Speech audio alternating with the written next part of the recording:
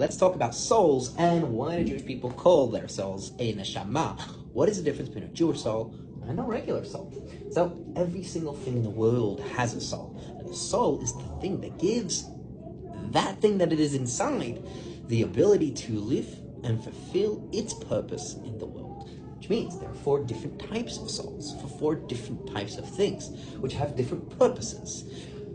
There's silent things, rocks, rain, sun, all those things. Anything that's silent, this table itself has inside of it a silent soul, which gives it the ability to be silent. Plants have a soul that allows it to grow. An animal has a soul that allows it to breathe, to survive, and a human has a soul, apart from the animal, and a human has a soul that allows it to articulate its thoughts. A human is set apart by an animal. We don't live just of survival instincts, but we have the ability to articulate our thoughts. And the mission of every single human being is to do just, to do good, to create a better world. And therefore, it was charged with that soul. If that wasn't our mission, we would have never been given a soul. We would have been given an animal soul that allows us just to simply survive. So when the human being now takes a steak and eats it and uses that energy to do good in the world, he now elevates every single thing that was used to create that steak.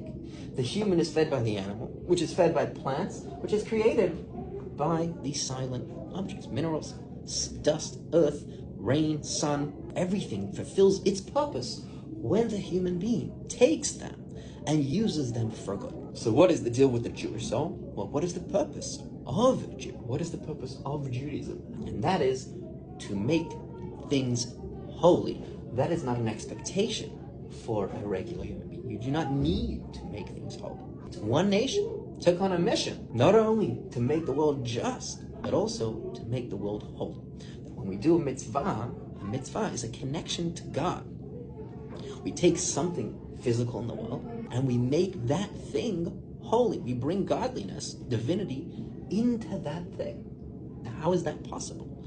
Now, the only way that could be possible is if God took a part of himself and put it inside of us. And that is why the word neshama means breath, because that breath comes from within. God breathed a soul from within inside of him into every single Jew, which allows them to take physical things and make them holy. That is what every single mitzvah is. You don't become a good person because you wrapped tefillin. You don't become a good person because you didn't work on the 7th day of the week.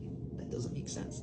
You do become a holy person. And therefore, we've been challenged with that neshama in order to fulfill our purpose, which is not only to do good and just, but to make the world a holy place. So when a Jew takes the steak and a Jew makes a bracha, does a mitzvah, not only does everything fulfill its purpose and have a reason for why it was created, but everything previously becomes holy, becomes somewhat more connected to God, more connected to its creator.